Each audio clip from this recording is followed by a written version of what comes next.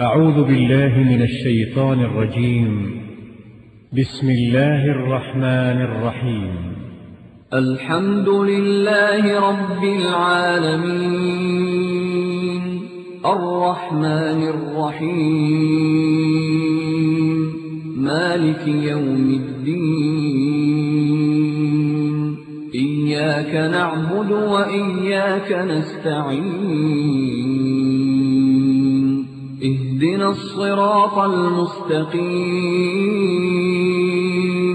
صراط الذين أنعمت عليهم غير المغضوب عليهم ولا الضالين.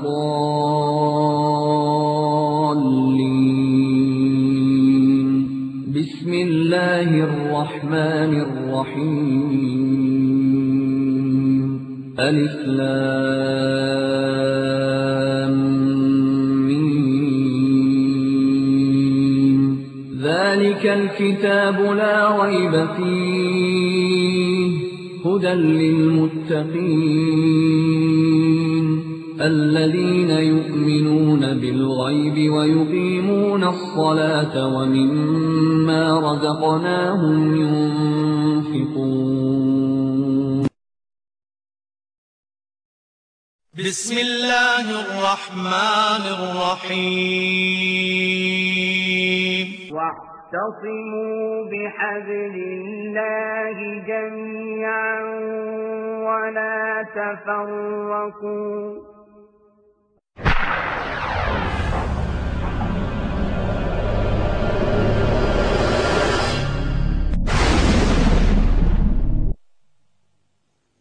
والشمس تجري لمستقر لها ذلك تقدير العزيز العليم. والقمر قدرناه منازل حتى عاد كالعرجون القديم.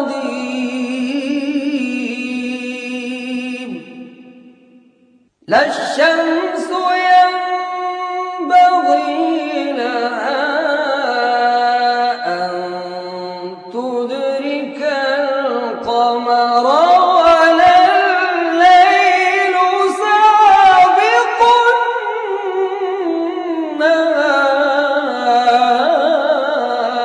النهار وكل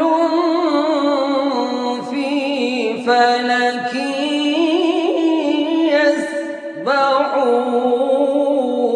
يسبحون.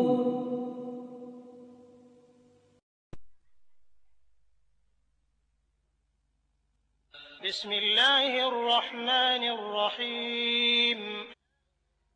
قل أعوذ برب الفلق من شر ما خلق ومن شر غاسق إذا وقب ومن شر النفاثات في العقد ومن شر حاسد إذا حسد. قل أعوذ برب الناس ملك الناس إله الناس من شر الوسواس الخناس الذي يوسوس في صدور الناس من الجنة والناس. قل هو الله أحد الله الصمد لم يلد ولم يولد ولم يكن له رحيم. نون والقلم وما يسطرون. ما أنت بنعمة ربك بمجنون وإن لك لأجرا غير ممنون وإنك لعلى خلق عظيم. فستبصر ويبصرون بأي.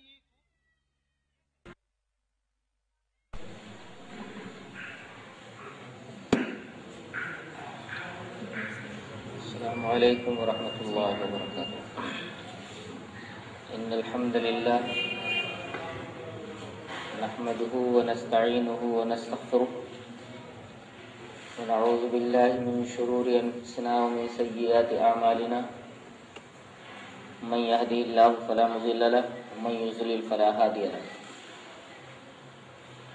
واشهد ان لا اله الا الله وحده لا شريك له واشهد ان محمدا عبده ورسوله. اما بعد فان خير الحديث كتاب الله وخير الهدي هدي محمد صلى الله عليه وسلم وشر الامور محدثاتها وكل محدثة بدعة وكل بدعة ضلالة وكل ضلالة في النار. اعوذ باللہ من الشیطان الرجیم. یا ایہا الذین آمنوا اتقوا اللہ حق تقاتہ ولا تموتن الا وانتم مسلمون. یا ایہا الناس اتقوا ربکم الذی خلقکم من نفس واحدہ وخلق منها زوجها وبث منهما رجالا كثيرا ونساء واتقوا الله الذي تساءلون به والارحام ان الله كان عليكم رقيبا. يا ايها الذين امنوا اتقوا الله وقولوا قولا سديدا يصلح لكم اعمالكم ويغفر لكم ذنوبكم ومن يطع الله ورسوله فقد فاز فوزا عظيما. اعوذ بالله من الشيطان الرجيم. الرجال قوامون على النساء بما فضل الله بعضهم على بعض وبما انفقوا من اموالهم فالصالحات قانتات حافظات للغيب بما حفظ الله واللاتي تخافون نشوزهن فعظوهن واهجروهن في المضاجع واضربوهن فإن أطعنكم فلا تبغوا عليهن سبيلا إن الله كان عليا كبيرا. وإن خفتم شقاق بينهما فابعثوا حكما من أهله وحكما من أهلها إن يريد إصلاحا يوفق الله بينهما إن الله كان عليما خبيرا.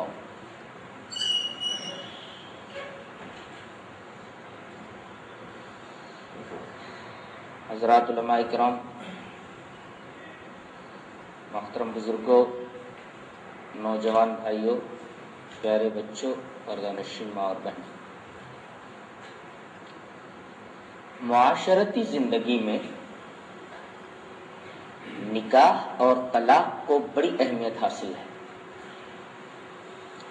دوسرے مذاہب میں نکاح و طلاق کے باب میں بڑی افراط اور تفریط پائی جاتی ہے. مثلا عیسائیت کا ایک دور وہ تھا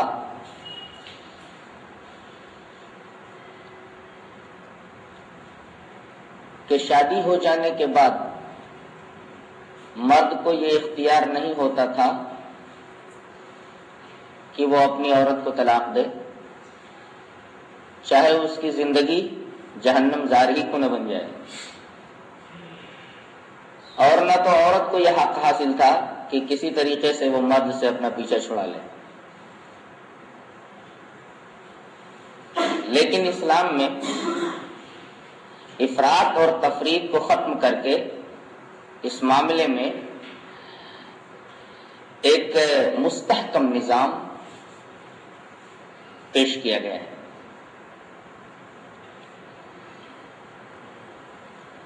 آپ غور کریں تو آپ کو پتہ چلے گا کہ نکاح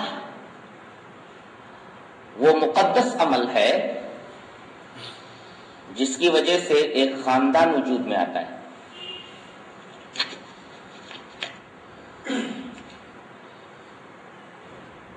نکاح ہو جانے کے بعد ایک مرد کسی کا باپ بنتا ہے، کسی کا دادا بنتا ہے، کسی کا نانا بنتا ہے، اور عورت کسی کی بیوی بنتی ہے، کسی کی ماں بنتی ہے، کسی کی دادی بنتی ہے، کسی کی نانی بنتی ہے. اس طرح نکاح کے مقدس عمل سے ایک خاندان وجود میں آتا ہے. میاں بیوی کے درمیان بڑا گہرا اور بڑا لطیف تعلق قائم ہو جاتا ہے اسی نکاح کی وجہ سے. جس لطیف اور گہرے تعلق کو قرآن حکیم میں یوں بیان کیا گیا ہے، ہن لباس لکم وانتم لباس لہم، عورتیں مردوں کا لباس ہیں اور مرد عورتوں کا لباس ہے۔ ان کے درمیان جو ایک گہرا اور لطیف تعلق ہے، اس لطیف تعلق کو اتنے بہترین انداز میں اللہ تبارک و تعالی نے بیان فرمایا ہے کہ اس سے بہتر انداز میں اس لطیف تعلق کو واضح اور بیان نہیں کیا جا سکتا۔ اسلام یہ چاہتا ہے کہ میاں بیوی کے درمیان نکاح کے ذریعے جو تعلق پیدا ہوا ہے، جو گہرا ربط پیدا ہوا ہے، جس میثاق غلیظ کا انہوں نے اقرار کیا ہے، یہ مضبوط بندھن، یہ گہرا تعلق ہمیشہ برقرار رہے۔ وہ نہیں چاہتا کہ کبھی اس تعلق میں درار رہے، لیکن انسان کے ساتھ شیطان بھی ہے، انسان کے ساتھ اس کا نفس بھی ہے، انسان کے ساتھ اس کا غلط ماحول بھی ہے، انسان کے ساتھ اس کے جذبات ہیں، انسان کے ساتھ اس کے خواہشات ہیں، اور بہت ساری چیزیں انسان کے ساتھ لگی ہوئی ہیں، جس کی وجہ سے اس نازک آبگینے میں پال آ جاتا ہے۔ اور اس میں سب سے بڑا رول شیطان ادا کرتا ہے۔ وہ حدیث تو آپ برابر سنتے رہتے ہیں کہ شیطان اپنے تخت کو ہر روز پانی پر بچھاتا ہے اور اس کے بعد اپنے کارندوں کو پوری دنیا میں بھیجتا ہے، اور پھر یہ واپس آ کر کے شیطان کو رپورٹ دیتے ہیں کہ میں نے یہ کام سر انجام دیا، تو وہ بولتا ہے تم نے کچھ نہیں کیا۔ ایک شیطان کہتا ہے کہ میں نے یہ کام سر انجام دیا، شیطان کہتا ہے تم نے کوئی کام نہیں کیا۔ وہیں ایک شیطان آ کر کے یہ بولتا ہے کہ آج میں نے میاں بیوی کے درمیان تفریق پیدا کر دی، وہ کہتا ہے ہاں یہ کام تم نے کیا ہے، آ جاؤ میرے پاس، آ جاؤ میرے بغل میں میرے تخت کے اوپر بیٹھ جاؤ، کم کرو اس کو، ذرا کم کرو، کاہے کو اتنا لمبا چوڑا کرو۔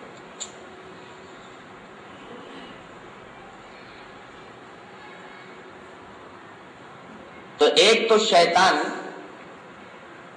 نہیں چاہتا کہ میاں بیوی کا تعلق برقرار رہے،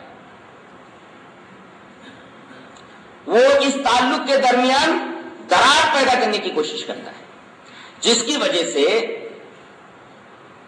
یہ تعلق خراب ہو جاتا ہے، یا انسان کا نفس ہے، گھر کا ماحول ہے، جس کی وجہ سے اس نازک آبگینے میں پال آ جاتا ہے۔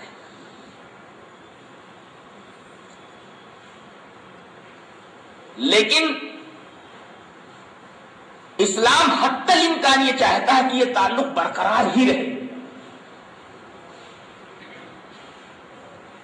اس کے لیے اس نے کچھ اصول وضع کیے، اور یہ اصول بڑے ہی حکیمانہ ہیں۔ مثلا اللہ تبارک و تعالیٰ نے ارشاد فرمایا الرجال قوامون علی النساء بما فضل اللہ بعضهم علی بعض وبما انفقوا من اموالهم، کہ مرد عورتوں کے قوام ہیں دو وجہوں کی بنا پر۔ ایک تو یہ عورتوں کے اوپر اپنا مال خرچ کرتے ہیں، زیادہ انہیں قوامیت حاصل ہے ان کے اوپر۔ دوسرے کہ بعضهم من بعض، ان دونوں کی اگر جسمانی ساخت دیکھی جائے تو اس میں قوام بننے کے لائق مرد ہے، اور اسلام چونکہ دین فطرت ہے، اس نے اسی کو قوام بنایا جو یہی صلاحیتیں لے کر پیدا ہوا تھا۔ اس کے بعد ایک بات کہی گئی فَالصَّالِحَاتُ قَانِتَاتٌ حَافِظَاتٌ لِلْغَيْبِ بِمَا حَفِظَ اللَّهُ، تو نیک عورتیں وہ ہیں جن کے اندر دو صفتیں پائی جائیں، ایک تو قانتات، قانتات کا مطلب اپنے شوہروں کی حد درجہ مطیع، اپنے شوہروں کی حد درجہ فرما بردار، اور دوسرے حافظات للغیب بما حفظ اللہ، اپنے شوہر کی غیر موجودگی میں وہ اس کے مال کی حفاظت کرنے والی ہوں اور خود اپنی عصمت کی حفاظت کرنے والی۔ یہ دو صفتیں ہیں جن عورتوں کے اندر موجود ہوں، وہ عورتیں نیک صالحات ہیں۔ اس کے بعد یہ بات بیان فرمائی گئی کہ اگر میاں بیوی کے درمیان جو گہرا تعلق ہے یہ اگر خراب ہو جائے تو فوراً جذبات میں آ کر کے نہ تو عورت کو خلا لینا چاہیے نہ مرد کو فوراً طلاق دے دینا چاہیے، بلکہ کچھ طریقے بتائے گئے، ان طریقوں کے اوپر پہلے عمل کریں۔ اگر شوہر یہ دیکھتا ہے کہ بیوی نافرمان ہے، واللاتی تخافون نشوزہن، ان کی نافرمانی کا تمہیں خوف ہے، یہ دیکھتے ہو کہ بیوی نافرمان ہے، جذبات میں آ کر کے فوراً طلاق مت دے ڈالو، بلکہ پہلا طریقہ یہ اختیار کرو کہ فعظوہن، ان کو سمجھاؤ بڑے پیار سے، بڑے اچھے انداز سے کہ دیکھو زندگی تمہیں بھی گزارنی ہے، زندگی مجھے بھی گزارنی ہے، زندگی ایک لمبا سفر ہے، اس سفر میں ایک سے دو بھلے ہوتے، تنہا تمہیں بھی زندگی گزارنے میں پرابلم پیدا ہوگا اور تنہا مجھے بھی زندگی گزارنے میں پریشانی ہوگی، لہذا کیوں نہ ہم دونوں اس تعلق کو باقی رکھیں، آپس میں جو انبن کی بنیادیں ہیں ان بنیادوں کو سامنے لا کر کے اس کا حل نکال لیں۔ اگر اس افہام و تفہیم کے بعد، اس نصیحت کے بعد اگر عورت کی سمجھ میں بات نہیں آتی تو پھر دوسرا طریقہ اختیار کریں، وَاهْجُرُوهُنَّ فِي الْمَضَاجِعِ، گھر میں رہتے ہوئے اس کا بستر الگ کر دیں، بات چیت بند کر دیں۔ اب وہ تنہائی محسوس کرے گی، اپنے آپ کو گھر میں سب سے کٹا ہوا محسوس کرے گی، تو وہ یہ اقدام کرے گی کہ اس انبن کو، اس نزاع باہمی کو کسی طرح ختم کر دیا جائے۔ یہ جو اصول بتائے گئے ہیں تعلق کو برقرار رکھنے کے لیے، سارے کے سارے حکیمانہ اور فطری ہیں۔ وَاهْجُرُوهُنَّ فِي الْمَضَاجِعِ، ان کے بستر الگ کر دیں۔ اس کے بعد بھی اگر عورت کی سمجھ میں بات نہیں آتی تو پھر وَاضْرِبُوهُنَّ، ایک خاص دائرے کے اندر رہتے ہوئے انہیں مارو۔ حدیث کے اندر ضرب کے قیود اور ضرب کی حدود بیان کر دی گئی ہے کہ ایسی مار نہ ماری جائے جو ٹوٹ پھوٹ والی ہو، ہڈی پسلی توڑ دی جائے، ایسی مار سے منع کیا گیا۔ تنبیہ کے انداز میں اسے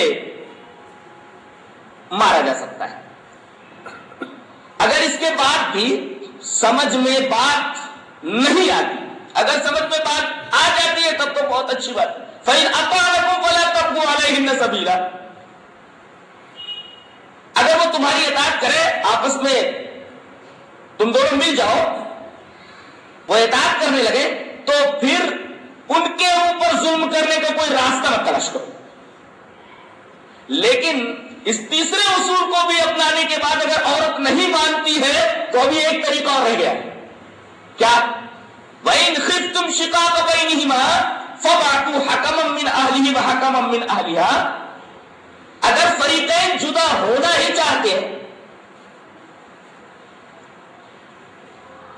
تو لڑکی کی طرف سے ایک عقل مند آدمی، ایک ہوشیار آدمی حکم بن جائے، اور لڑکے کی طرف سے ایک اچھا آدمی، ایک ہوشیار آدمی، دیندار آدمی، پرہیزگار آدمی حکم بن جائے، پنچ بن جائے، اور یہ دونوں سر جوڑ کر کے بیٹھیں اور میاں بیوی کے درمیان تعلقات کی کشیدگی کا جو سبب ہے اس سبب کو تلاش کریں، اس بنیاد کو سامنے لائیں اور معاملے کو پیچ اپ کرنے کی کوشش کریں، معاملے کو سلجھانے کی کوشش کریں۔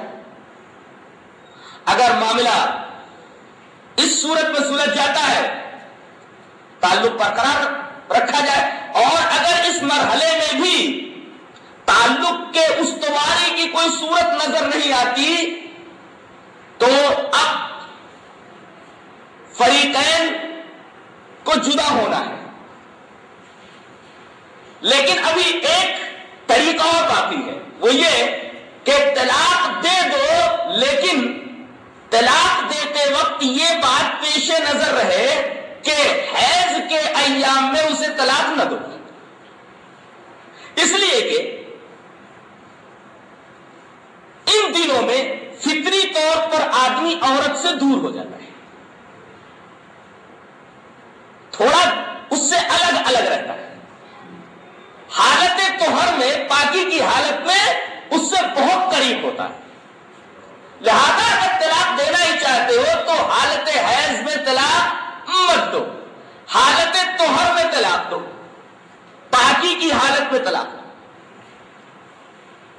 اس حال میں طلاق دینے کا جو حکم دیا گیا ہے وہ بھی فطری، وہ بھی بہت حکیمانہ اصول ہے کہ ابھی عورت پاکی کی حالت میں ہے. ہو سکتا ہے کہ انسان کا دل اس کی طرف مائل ہو جائے اور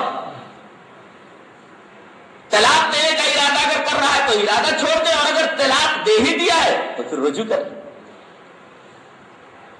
اب بھی تعلق کو برقرار رکھنے کے لیے جگہ باقی ہے، گنجائش باقی ہے.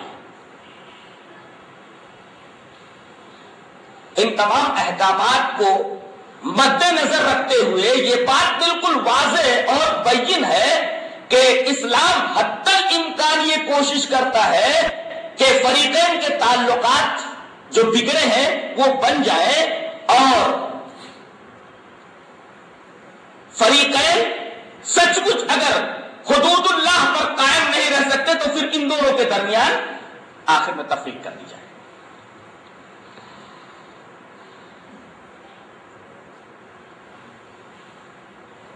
یہ جدائی اور علیحدگی اختیار کرنے کا جب ارادہ ہو تو یہ فطری اصول ہیں جن کو ہر آدمی کو مد نظر رکھنا چاہیے، ہر شوہر کو پیش نظر رکھنا چاہیے. اسی طرح جہاں مرد کو طلاق دینے کا اختیار حاصل ہے، اللہ نے اسے اختیار دیا ہے کہ اگر کوئی عورت پسند نہیں آ رہی ہے تو وہ اسے طلاق دے سکتا ہے. اسی طرح اللہ تبارک و تعالیٰ نے عورت کو بھی حق دیا ہے کہ اگر وہ مرد سے ناخوش ہے، مرد اس کے معیار میں پورا نہیں اتر رہا ہے تو وہ خلا لے لے. اس طرح میزان کے ترازو کے دونوں پلڑوں کو برابر کر دیا گیا ہے. کیوں؟ اس لیے کہ اسلام دین فطرت ہے. ایسا وہ کر ہی نہیں سکتا تھا کہ ایک کو تو طلاق کا اختیار دے دے اور دوسرے کو خلا کا اختیار نہ دے دے. دونوں کو حق حاصل ہے کہ کچھ حالات کے اندر ایک دوسرے سے جدا ہو جائے، اور دونوں کو یہ اختیارات دے دیے گئے.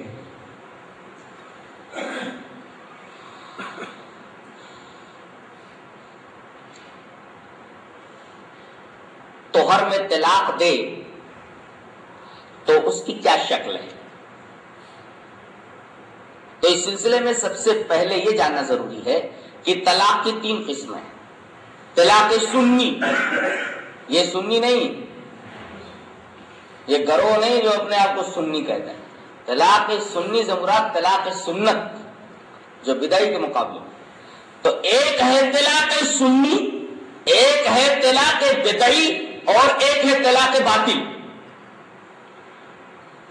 طلاق باطل کو اول مرحلہ میں سمجھ لیا جائے کہ اس کی حقیقت کیا ہے کہ اگر کوئی آدمی ایک ہی مجلس کے اندر 3 طلاق دے دیتا ہے تو یہ طلاق باطل ہے، اس لیے کہ یہ طلاق واقعی نہیں ہوتی.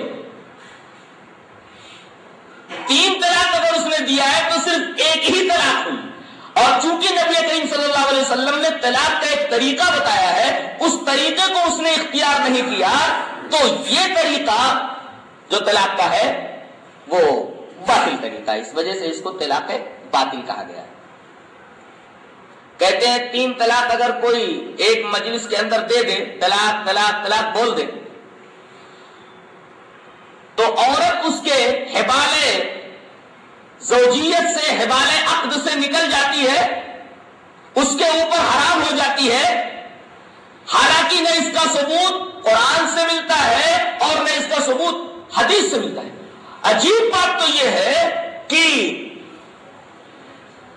اس کی وجہ سے عورت جس کے لیے حلال ہے اس کے لیے حرام کر دی جاتی ہے، اور جس کے لیے حرام ہے اس کے لیے حلال کر دی جاتی ہے، اور پھر حلال مروجہ کا ایک عجیب و غریب طریقہ اختیار کیا جاتا ہے، جس کے بارے میں نبی کریم صلی اللہ علیہ وسلم نے سخت ممانعت فرمائی۔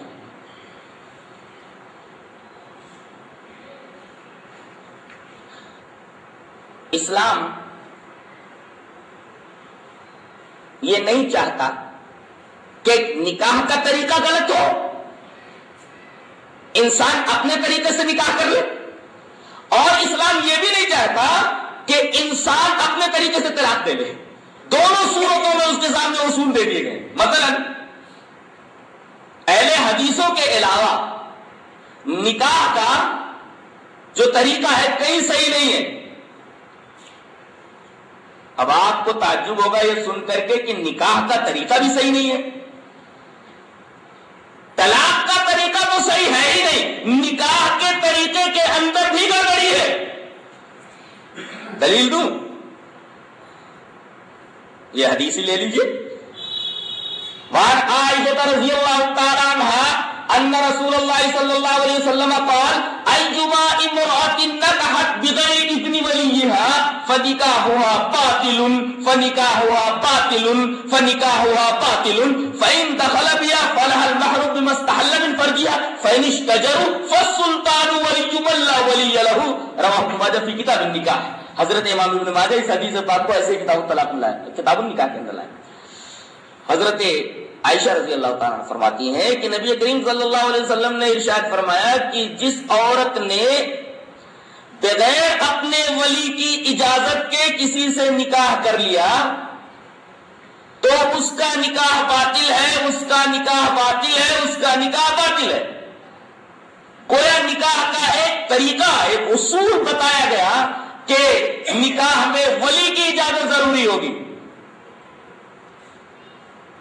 اگر کوئی کورٹ میرج کر لیتا ہے، کوئی لڑکی کورٹ میرج کر لیتی ہے ولی کی اجازت کے بغیر، تو یہ نکاح نہیں ہوا، یہ نکاح باطل ہے۔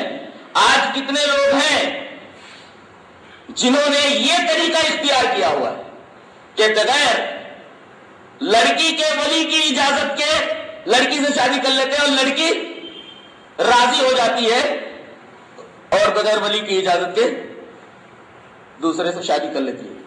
یہ نکاح باطل ہے۔ تمام مسالک، دیوبندیہ کیا بھی ہیں، بریلویہ کیا بھی، سب کے ہاں بغیر اذن ولی نکاح جائز۔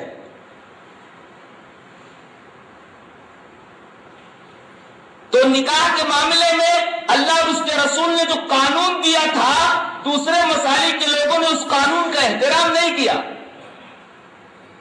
اب اگر اس بات کی اجازت دے دی جائے کہ لڑکی بغیر ولی کی اجازت کے شادی کر سکتی ہے، تو معاشرے کے اندر کتنا فساد پھیل سکتا ہے، یہ کسی بصیرت رکھنے والے کے اوپر مخفی نہیں ہے۔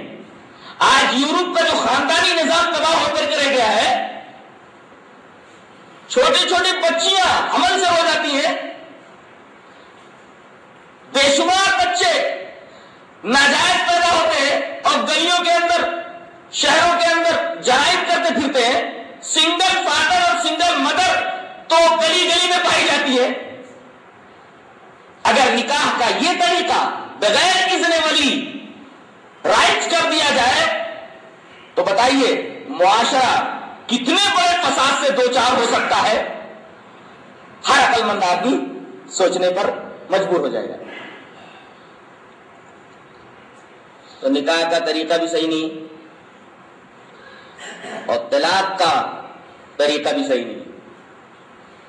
ایک مجلس کے اندر اگر اس نے طلاق طلاق طلاق بول دیا تو اب یہ عورت ان کی نگاہ میں شوہر کے حبالہ اقدر، اس کی حبالہ زوجیت سے نکل گئی۔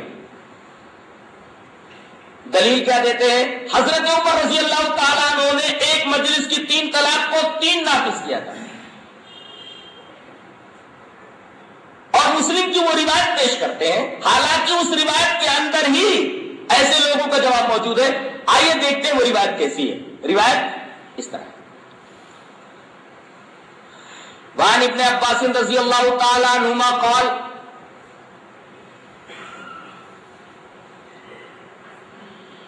كانت طلاق على عهد رسول الله صلی اللہ علیہ وسلم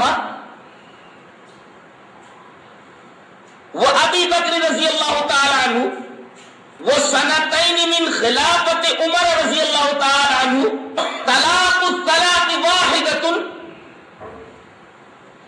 قال عمر رضی اللہ تعالی عنہ ان الناس استعجلوا في امر كانت لهم فيه انات فلو امزيناه عليهم امزاه عليهم۔ رواه مسلم کی کتاب طلاق۔ حضرت امام مسلم اس حدیث پاک کو ایسے کتاب طلاق میں لائے۔ حضرت ابن عباس فرماتے ہیں کہ رسول اللہ صلی اللہ علیہ وسلم کے زمانے میں 3 طلاق ایک مانی جاتی تھی۔ طلاق الطلاق واحدۃ، 3 طلاق ایک مانی جاتی تھی۔ اور کس کے زمانے میں؟ علی عہد ابی بکر رضی اللہ تعالی، حضرت ابو بکر رضی اللہ تعالیٰ عنہ کے دور میں بھی 3 طلاق ایک ہی مانی جاتی تھی، اور حضرت عمر رضی اللہ تعالیٰ عنہ کے دور خلافت کے ابتدائی 2 سالوں کے اندر بھی 3 طلاق ایک ہی مانی جاتی تھی۔ حضرت عمر رضی اللہ تعالیٰ عنہ نے جو 3 طلاق ایک مجلس کی 3 نافذ کر دیا، اس کی وجہ بھی بتائی گئی ہے کہ لوگ کثرت سے طلاقیں دینے لگے تھے، تو تنبیہ کے لیے، تعدیب کے لیے اور طلاق پر روک لگانے کی وجہ سے، کثرت طلاق پر قدغن لگانے کی وجہ سے انہوں نے ایسا کیا تھا۔ اور اگر انہوں نے ایسا کیا بھی تو یہ عمل ان کا ہمارے لیے حجت نہیں ہے۔ ہمارے لیے تو وہی عمل حجت ہے جو نبی کے زمانے میں تھا، ہمارے لیے وہی عمل حجت ہے جو حضرت ابو بکر کے زمانے میں تھا، ہمارے لیے وہی عمل حجت ہے جو حضرت عمر رضی اللہ تعالیٰ عنہ کی خلافت کے ابتدائی 2 سالوں کے اندر تھا۔ اب اگر حضرت عمر رضی اللہ تعالیٰ عنہ کسی سیاسی سبب کی وجہ سے، کسی سیاسی وجہ سے اگر 3 طلاق ایک مجلس کی 3 باتیں کرتے تو حضرت عمر رضی اللہ تعالیٰ عنہ کا یہ قول چونکہ نبی کریم صلی اللہ علیہ وسلم کے قول و عمل کے خلاف ہے، حضرت عمر کی بات نہیں لی جائے گی۔ یہ میں نہیں کہہ رہا، بلکہ یہ تمام صحابہ کرام کا متفقہ فیصلہ ہے۔ دلیل اس طرح ہے، وعن ابن شهاب ان سالم بن عبد الله حدثه انه سمع رجلا من اهل الشام وهو يسأل عبد الله بن عمر عن التمتع بالعمرة الى الحج فقال عبد الله بن عمر هي حلال فقال الشامي ان اباك قد نهى عنها فقال عبد الله بن عمر ارايت ان كان ابي نهى عنها وصنعها رسول الله صلى الله عليه وسلم امر ابي اتبعوا ام امر رسول الله صلى الله عليه وسلم فقال الرجل بل امر رسول الله صلى الله عليه وسلم فقال لقد صنعها رسول الله صلى الله عليه وسلم رواه الترمذي في كتاب الحج۔ حضرت امام ترمذی اس حدیث پاک کو کتاب الحج کے اندر لائے۔ ترجمہ کیا ہے؟ شام کا رہنے والا ایک شخص حضرت عبداللہ ابن عمر کے پاس آیا، کہا حضرت ایک مسئلہ پوچھنا ہے۔ پوچھو۔ کہا کہ حج تمتع جائز ہے یا ناجائز ہے؟ حضرت عبداللہ ابن عمر نے کہا حج تمتع جائز ہے۔ تو وہ شامی بولنے لگا آپ کے ابا عمر تو منع کرتے تھے، ان ابا کا قد نہی عنہ، آپ کے ابا حج تمتع سے منع کرتے تھے، انہوں نے منع کیا۔ اب آپ کیا بولتے؟ اب دیکھیں حضرت عبداللہ ابن عمر کیا فرمایا، ارايت ان كان ابي نهى عنها وصنعها رسول الله صلی اللہ علیہ وسلم۔ ذرا مجھے یہ بتا کہ ایک کام کو نبی کریم صلی اللہ علیہ وسلم نے کیا ہے اور میرے باپ نے اس کام سے منع کیا ہے، میرے باپ نے اس کام سے روکا ہے اور نبی نے اس کام کو کیا ہے یا کرنے کا حکم دیا ہے، کرنے کی اجازت دی ہے، کرنے کا اذن اور رخصت دی ہے، تو اب بتا امر ابی اتبعوا ام امر رسول اللہ صلی اللہ علیہ وسلم۔ ایک طرف میرے باپ کی بات ہے، ایک طرف نبی کی بات ہے۔ اب میرے باپ کا حکم مانا جائے گا، میرے باپ کے حکم کی اتباع کی جائے گی یا رسول اللہ صلی اللہ علیہ وسلم کے حکم کی اتباع کی جائے گی؟ امر ابی اتبعوا ام امر رسول اللہ صلی اللہ علیہ وسلم۔ شامی نے کہا بل امر رسول اللہ صلی اللہ علیہ وسلم، رسول اللہ صلی اللہ علیہ وسلم کا حکم مانا جائے گا، آپ کی بات مانی جائے گی۔ تو عبداللہ لقد صنع رسول اللہ صلی اللہ علیہ وسلم، رسول اللہ صلی اللہ علیہ وسلم نے اس کی اجازت دی۔ ویسے نبی کریم صلی اللہ علیہ وسلم نے جو حج کیا تھا وہ حج قران تھا، لیکن اجازت حج تمتع کی دی ہے، تو اسے یہ کہہ دیا کہ گویا نبی کریم صلی اللہ علیہ وسلم نے اسے کیا ہے. آپ نے اپنی زندگی میں 4 عمریں کی، ایک حج کیا ہے، وہ حج قران تھا. لیکن چونکہ اجازت حج تمتع کے تعلق سے، اسی وجہ سے حدیث پہ الفاظ آئے کہ نبی نے اسے کیا ہے. اگر حکم بھی آپ سمجھو کیا ہے، اس لیے کہ نبی کے قول اور فعل میں تضاد نہیں ہوا کرتا. تو لقد صنع رسول اللہ صلی اللہ علیہ وسلم، رسول اللہ صلی اللہ علیہ وسلم نے اسے کیا ہے. یہ حدیث بتا رہی ہے کہ حضرت عمر کا قول اور عمل نبی کے قول و عمل کے مقابلے میں آ جائے تو حضرت عمر کے قول کو چھوڑ دیا جائے گا. یہ خود ان کے بیٹے بول رہے ہیں. اس حدیث کے آئینے میں کیا یہ فیصلہ آسانی سے نہیں کیا جا سکتا کہ اگر حضرت عمر نے ایک مجلس کی 3 طلاق کو 3 نافذ کر دیا تھا لیکن رسول نے اس کی اجازت نہیں دی ہے، تو بات کس کی مانی جائے گی؟ نبی کی بات مانی جائے گی. عمر کے اس فعل کو کسی سیاسی مقصد کے اوپر محمول کیا جائے گا اور ان کی غلطی تسلیم کی جائے گی کہ ان سے جو کچھ ہوا غلط تھا اور غلطی پر مبنی تھا. اور انہوں نے وجہ بھی بتا دی ہے. ترجمہ پہلے دیکھ لیں. حضرت ابن عباس فرماتے ہیں کہ رسول اللہ صلی اللہ علیہ وسلم کے زمانے میں، حضرت ابو بکر کے زمانے میں، حضرت عمر کے خلافت کے ابتدائی 2 سالوں کے اندر 3 طلاق ایک مجلس کی ایک ہی مانی جاتی ہے. حضرت عمر نے پھر فرمایا قال عمر رضی اللہ تعالی عنہ، روایت کیے اگلے الفاظ سے کہ ان الناس استعجلوا فی امر كانت لهم فيه انا.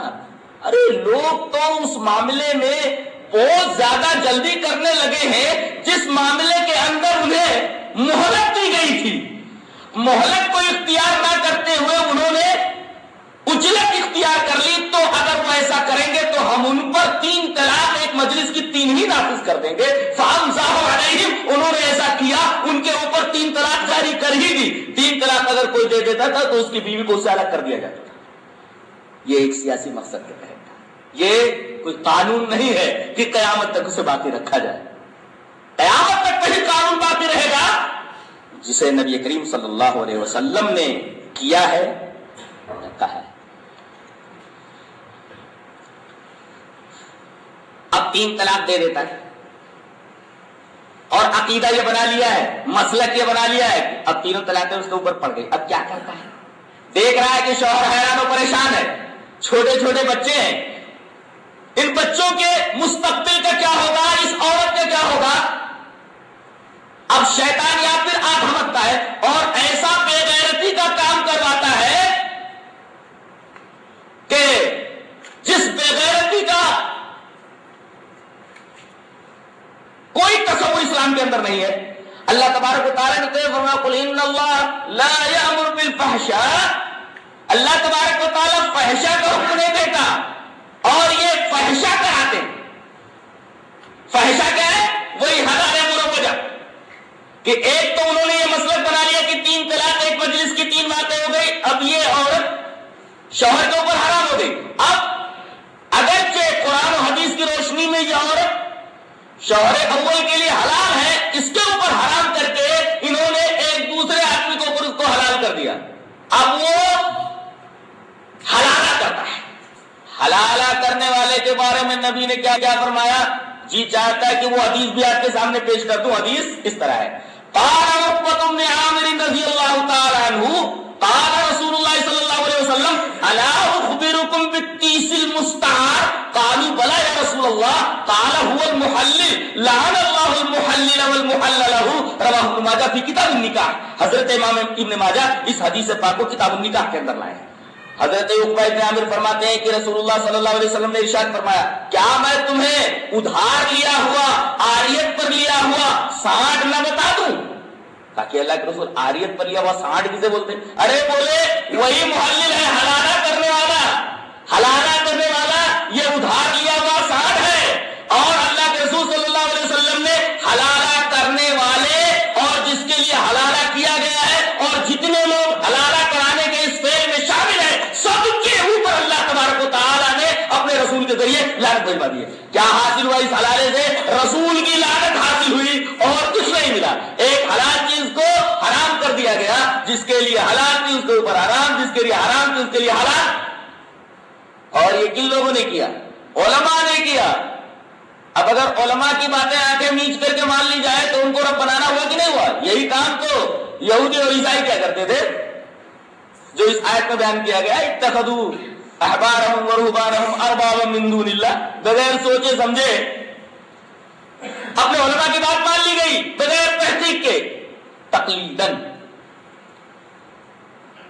گویا اگر قرآن و حدیث کے منہج سے آدمی ہٹ جائے تو ایک تو اس کا عقیدہ بھی خراب ہوتا ہے، یہ تو طے ہے، عمل بھی خراب ہو جاتا ہے، یہ طے ہے، معاشرت بھی خراب ہو جاتی ہے، یہ بھی طے ہے۔ اب اس سے زیادہ معاشرت اور کیا خراب ہوگی کہ پورا خاندانی نظام ہی بگڑ کر کے رہ گیا، جہاں عفت اور جہاں پر عفاف تقویٰ، جہاں پر پاک دامنی پاکی اس کی ہونی چاہیے، وہاں پر دیوسیت آ گئی، وہاں پر بے غیرتی آ گئی، وہاں پر فحاشی آ گئی۔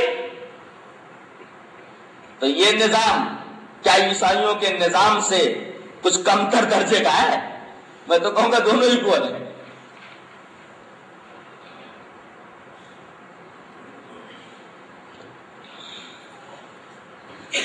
بعض لوگ یہ حرکتیں بھی کرتے ہیں دوسرے مسالک والے کہ نکاح ہو گیا، نکاح ہونے کے بعد تھوڑی سی انبن ہو گئی لین دین میں، ماڈرن ڈاکوؤں نے کسی چیز کا مطالبہ کیا تھا، لڑکی والے ان ڈاکوؤں کو دے نہیں سکے، اب ان ڈاکوؤں نے کچھ ایسی گڑبڑی پھیلا دی جس کی وجہ سے معاملہ طلاق پر منتج ہونے والا ہو گیا۔ لڑکا طلاق دینے کے لیے تیار نہیں، پکڑ کر کے زبردستی اس سے طلاق لے لی جاتی ہے، اور لڑکا مجبور ہو کر کے مار کے ڈر سے، پولیس کے ڈر سے اور دیگر چیزوں کے ڈر سے طلاق دے دیتا ہے، اور اس لڑکی کی کہیں شادی اور کرا دی جاتی ہے۔ اہل حدیثوں کے علاوہ تمام مسالک کے اندر جبرن طلاق تسلیم کی جاتی ہے، جبکہ یہ چیز بھی درست نہیں ہے، یہ قانون اسلام کے خلاف۔ دلیل اس طرح وعن ابی ذر الغفاری رضی اللہ تعالی عنہ قال قال رسول اللہ صلی اللہ علیہ وسلم ان اللہ تجاوز عن امتی الخطأ والنسیان وما استکرہوا علیہ، رواہ ابن ماجہ فی کتاب النکاح۔ حضرت امام ابن ماجہ اس حدیث کو کتاب النکاح کے اندر لایا ہے حضرت ابو ذر غفاری سے۔ حضرت ابو ذر غفاری رضی اللہ تعالیٰ فرماتے ہیں کہ اللہ تبارک و تعالیٰ نے رسول اللہ صلی اللہ علیہ وسلم نے ارشاد فرمایا کہ اللہ تعالیٰ نے میرے امتیوں کے اوپر سے 3 چیزیں ہٹا لی ہیں، 3 چیزیں معاف ہے، 3 چیزوں کا اعتبار نہیں کیا جائے گا۔ پہلی چیز خطا، غلطی سے اگر وہ کوئی کام کر لیتا ہے تو اس پر کوئی داروگیر نہیں ہوگی، کوئی گرفت نہیں ہوگی، اور اگر بھول کر کے کوئی کام کر لیتا ہے تو اس کا بھی اعتبار نہیں ہوگا۔ وَمَا اسْتُكْرِهُ عَلَيْهِ، اور اگر جبرن کوئی کام کرا لیا جائے، یہاں تک کہ جبرن اس سے کفر بکوا لیا جائے، اللہ تبارک و تعالیٰ کی شان میں گستاخانہ کلمات کہلوا دیے جائے، نبی کی شان میں گستاخی کروا دی جائے، تو اس کے ایمان کے اوپر کوئی فرق نہیں پڑتا، اس کے ایمان کے اوپر حرف نہیں آتا۔ یہ بات تو قرآن میں ہے، مَنْ كَفَرَ بِاللَّهِ مِنْ بَعْدِ إِيمَانِهِ اُكْرِهَ وَقَلْبُهُ مُطْمَئِنٌ بِالْإِيمَانِ۔ کہ آدمی کو مجبور کر دیا گیا کفر پکنے پر، لیکن اس کا دل مطمئن ہے، تو اللہ تبارک و تعالی اس کے اس کفریہ کلمات کو معاف کر دیتا ہے۔ اب بتائیے، خطا معاف، نسیان معاف، استکراہ معاف، جبرن کوئی چیز کرا لینا، اگر کسی سے جبرن زنا کر لیا گیا تو اور معصوم ہے، عورت کے اوپر گرفت نہیں ہے۔ اسی طرح جبرن طلاق دلا دی گئی تو طلاق واقع نہیں ہوئی، ابھی لڑکی اس کے نکاح میں ہے اور اس کی شادی دوسرے سے کر دی جاتی ہے، ایسا جائز ہے؟ دیکھیے کس طرح معاشرتی زندگی تباہ ہو جاتی ہے حدیثوں کو قابل عمل نہ بنانے کی وجہ سے۔ اہل حدیثوں کے علاوہ دوسرے مسالک کے اندر طلاق مکرہ، ایسی طلاقیں جو واقع ہو جاتی ہیں، ارے اس کے لیے تو امام مالک رحمت اللہ علیہ نے، امام دار الہجرہ نے کتنی مار کھائی ہے، منہ میں کالک لگا کر کے گدھے پر بٹھا کر کے امام دار الہجرہ حضرت امام مالک رحمت اللہ علیہ کو پورے شہر کے اندر گھمایا جاتا تھا، اور جہاں لوگ زیادہ ہوتے تھے، بھیڑ زیادہ ہوتی تھی، وہاں روک دیا جاتا تھا۔ حضرت گدھے سے اتر کر کے بولتے تھے جو جانتا ہے وہ تو جانتا ہی ہے، جو نہیں جانتا وہ یہ جان لے کہ میں مالک ابن انس ہوں اور بولتا ہوں کہ ان الطلاق المکرہ لیس بشیء، کہ جبری طلاق کوئی چیز نہیں ہے، نہ اس کا ثبوت قرآن سے ملتا ہے نہ اس کا ثبوت حدیث سے ملتا ہے۔ امام مالک رحمۃ اللہ علیہ نے، جن کی پہلی کتاب حدیث کے اندر موطا امام مالک، یہ بہت مار کھا چکا ہے اس مسئلے کے تعلق سے۔ لوگوں نے ان کو ذلیل کرنے کی کوشش کی اس مسئلے کے تعلق سے، لیکن اللہ نے سرخرو رکھا۔ جیسے حضرت امام احمد بن حنبل رحمۃ اللہ علیہ کو خلق قرآن کے مسئلے میں مار کھانی پڑی، اور اللہ نے سرخرو رکھا ان کے ثابت قدمی کی وجہ سے۔ تو ان نئے نئے مسائل نے جو قرآن و حدیث سے ہٹے ہوئے، انہوں نے بڑے بڑے فتنے برپا کیے ہیں۔ کہتے ہیں ہمیں اماموں سے بڑی محبت ہے، ہم اماموں کو مانتے۔ امام مالک تو کہتے طلاق مکرہ کوئی چیز نہیں ہے، اور تم کہتے طلاق مکرہ ہو جاتی ہے۔ کہاں مانا تم نے امام کو؟ جھوٹ بولتے ہو تم کہ ہم امام کو مانتے ہو۔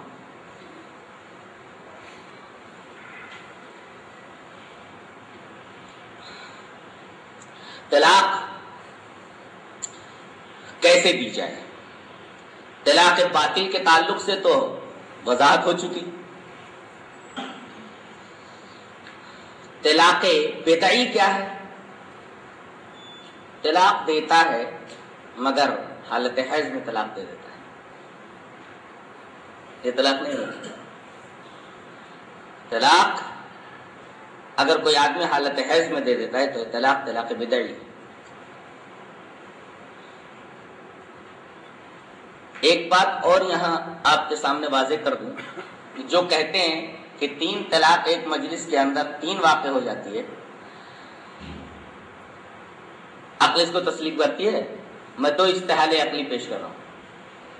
اللہ تبارک و تعالی نے 5 وقت کی نمازیں اپنے اپنے اوقات کے اوپر فرض کیا، الصلاۃ علی میقاتہا، تمام نمازیں اپنے اپنے اوقات کے اوپر فرض ہیں۔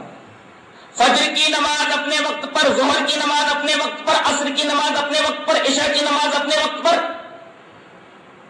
یہ 5 نمازیں اپنے اپنے وقت کے اوپر فرض ہیں۔ تو قرآن بتا رہا ہے ان الصلاۃ کانت علی المؤمنین کتابا موقوتا۔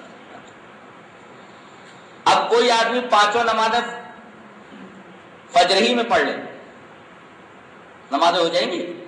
قطعاً نہیں، صرف فجر کی نماز ہوگی، بقیہ 4 نمازیں اس کی نہیں ہوگی۔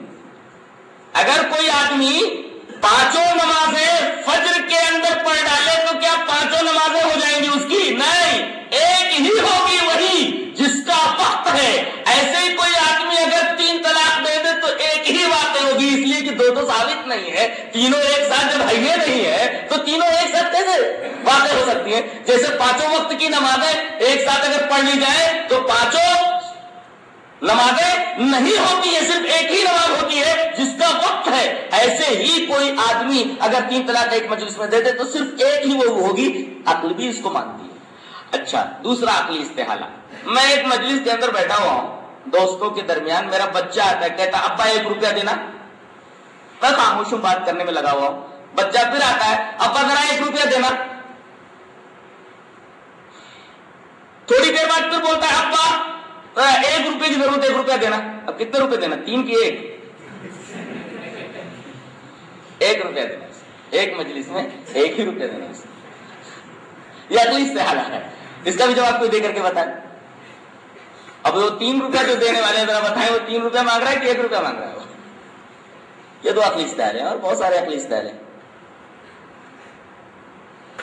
دوسرے، قرآن کی ایک آیت کے خلاف ہے۔ اللہ تبارک و تعالی نے ارشاد فرمایا یا ایھا النبی اذا طلقتم النساء فطلقوهن لعدتهن واحصوا العدة، اے نبی جب تم عورتوں کو طلاق دو تو ان کی عدت کے لیے طلاق دو۔ سوال یہ ہے کہ مطلقہ کی عدت کیا ہے؟ قرآن حکیم نے سورہ بقرہ کے اندر اس بات کی وضاحت فرما دی ہے کہ مطلقہ کی عدت کیا ہو، اور جتنی عورتوں کی عدتیں ہیں سب کے بارے میں قرآن حکیم میں وضاحت کر دی گئی۔ متوفی عنہا زوجہا کی جس کا شوہر مر گیا اس کی عدت کیا ہے؟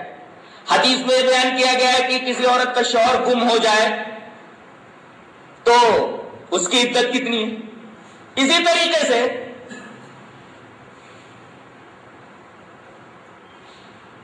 کوئی عورت مطلقہ غیر مدخولہ ہے، اس کی عدت ہے کیا نہیں ہے؟ پوری وضاحت قرآن حکیم میں اور احادیث میں کر دی گئی ہے. اب سورہ بقرہ کی آیت بتا رہی ہے والمطلقات یتربصن بانفسہن ثلاثۃ قروء. مطلقہ کی عدت 3 حیض ہے یا 3 طہر ہے؟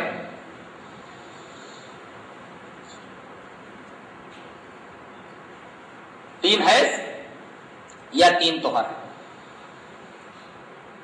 اور قرآن یہ کہہ رہا ہے کہ ان کی عدت کے لیے ان کو طلاق دو. تو سنی طریقہ یہ ہوا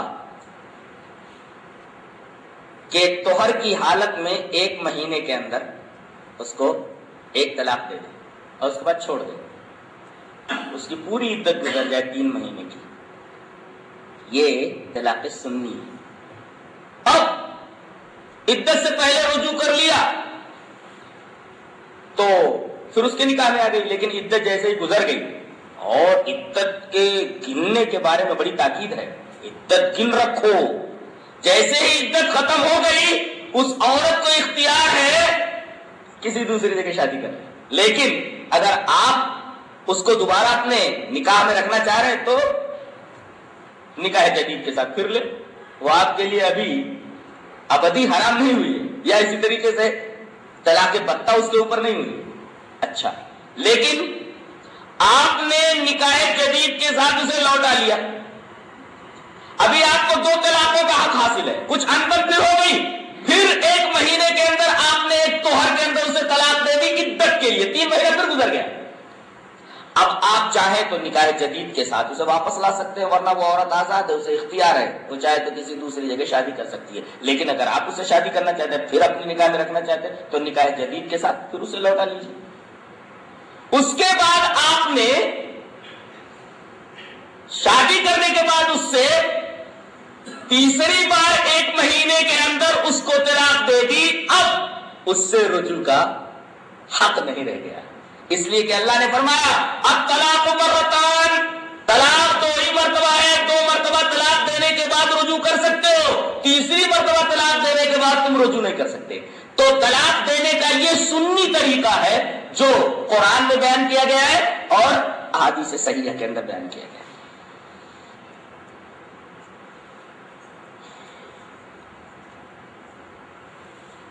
اب آئیے عدتوں کے بارے میں کچھ علم حاصل کر لیتے ہیں. پہلے قرآن کی روشنی میں کچھ عدتیں جان لیتے ہیں. دلیل حصر بیان کر رہا ہوں میں 2 آیتوں کی.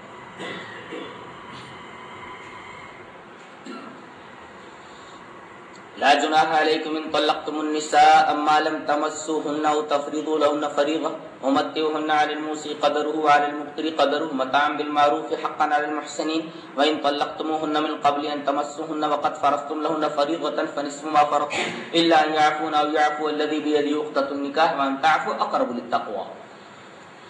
ان دونوں آیتوں کی دلیل حصری ہے کہ کسی آدمی نے شادی کی، شادی کے وقت مہر متعین کیا ہے یا نہیں. مہر اگر متعین ہے تو اس کی 2 صورتیں، دخول سے پہلے طلاق ہو گئی ہے یا دخول کے بعد. دخول کے بعد اگر طلاق ہوئی ہے تو پوری مہر دے گا، دخول سے پہلے اگر طلاق ہو گئی ہے تو فنس آدھی طلاق دے گا. اور نکاح کے وقت اگر مہر متعین نہیں تو پھر 2 صورتیں، دخول سے پہلے طلاق دیا ہے یا دخول کے بعد. اگر دخول سے پہلے طلاق دیا ہے تو جوڑا کپڑا وغیرہ دے دے، اور دخول کے بعد اگر طلاق دیا تو مہر مثل دینا پڑے گا. یہ دلیل ہے. غور سے سن لینا، بات اچھی طرح واضح ہو جائے گی.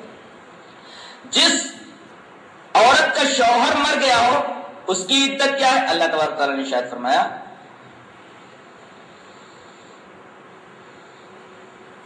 والذین یتوفون منکم ویذرون ازواجا یتربصن بانفسہن 4 اشہر وعشرا، 4 مہینہ 10 دن یہ متوفی عنہا زوجها کی عدت ہے. جس عورت کا شوہر مر جائے اس کی عدت 4 مہینہ 10 دن. جس عورت کا شوہر گم ہو جائے وہ کیا کرے؟ اس سلسلے میں ایک روایت ملتی ہے، روایت اس طرح ہے، وہ بھی کتاب الطلاق کے اندر ہے، موطا امام مالک میں روایت اس طرح ہے، وعن سعید بن المسیب ان عمر بن الخطاب رضی اللہ تعالی عنہ قال ایما امرأة فقدت زوجها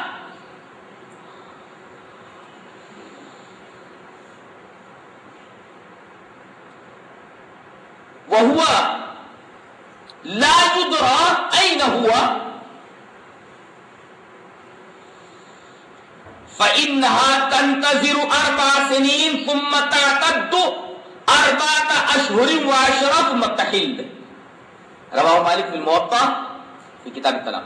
حضرت سعید بن مسیب فرماتے ہیں کہ حضرت عمر رضی اللہ تعالیٰ عنہ نے فرمایا جس عورت کا شوہر گم ہو گیا ہو تو 4 سال تک تو انتظار کرے. فَإِذَا تَنْتَظِرُ 4 سنين 4 سال تک انتظار کرے. 4 سال کے بعد 4 مہینہ 10 دن کی عدت گزار کر کے 4 اشہر و10 4 مہینہ 10 دن کی عدت گزار کر کے وہ حلال ہو جائے. یہ مفقود الخبر کی بیوی کا حکم ہے. عورتیں اور 2 قسم کی ہوتی ہیں، ایک کم سنی کی وجہ سے ماہواری بند ہو جاتی ہے، ایک زیادہ عمر ہونے کی وجہ سے. ان دونوں کے بارے میں قرآن حکیم نے بتایا واللائی یئسن من المحیض من نسائکم ان ارتبتم فعدتہن 3 اشہر واللائی لم یحضن. دونوں کے لیے 3 مہینہ ہے. جو مایوس ہو گئی ہے، چاہے چھوٹی ہو یا پھر بڑی عمر والی ہو، حیض سے جس میں مایوسی ہو گئی وہ 3 مہینے عدت گزارے گی. اور وہ عورت جس کی شادی ہوئی اور دخول سے پہلے ہی طلاق ہو گئی، اس کے بارے میں اللہ تبارک تعالیٰ نے ارشاد فرمایا سورہ احزاب کے اندر اس کے اوپر کوئی عدت نہیں ہے. یا ایھا الذین آمنوا اذا نکحتم المؤمنات ثم طلقتموهن من قبل ان تمسوهن. کہ ایمان والو جو تم نکاح کرو اور بغیر دخول کے انہیں طلاق دے دو فما لکم علیہن من عدۃ تعتدونها، تو غیر مدخولہ مطلقہ اس کے اوپر کوئی عدت نہیں.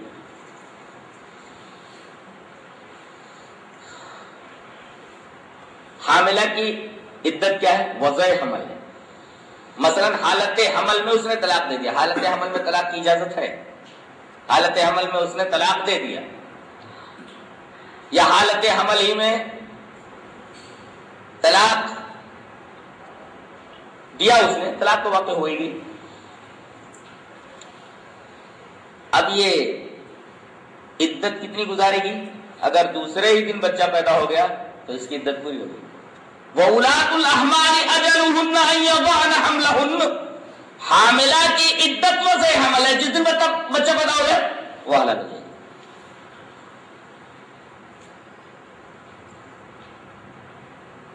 یہ عورتوں کی عدت کے تعلق سے کچھ احکامات تھے جو میں نے آپ کے سامنے بیان کیے. خلاصہ یہ کہ معاشرتی زندگی کے اندر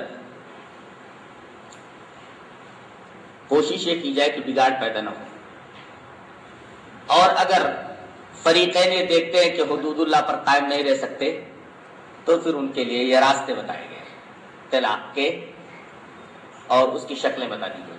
رہا عورت کا مسئلہ، اگر وہ کسی اپنے شوہر کو پسند نہیں کرتی تو اب اس سے مطالبہ کرے گی کہ تم مجھے چھوڑ دے. اگر وہ نہیں چھوڑتا تو پنچوں کے درمیان اس مسئلے کو لے جایا جائے گا اور پنچ اس معاملے کو طے کر دیں گے اور عورت کو اس سے جدا کر دیں گے. اب سوال یہ ہے کہ اس حالت میں قرآن حکیم نے ہمیں کیا احکامات دیے ہیں؟ حکم یہ ہے کہ جو مہر کے اندر شوہر نے جو چیز اسے دی تھی وہ چیز اسے واپس کر دیں. جیسے ایک صحابی سے آپ نے فرمایا کہ یہ عورت تمہارے ساتھ نہیں رہنا چاہتی تو مہر میں تم نے جو اسے باغ دیا ہے نا وہ باغ واپس لے لو، اسے چھوڑ دو. تو جو مہر شوہر دے رہا ہے، دے چکا ہے، وہ واپس لے لے اور اس کو چھوڑ دے.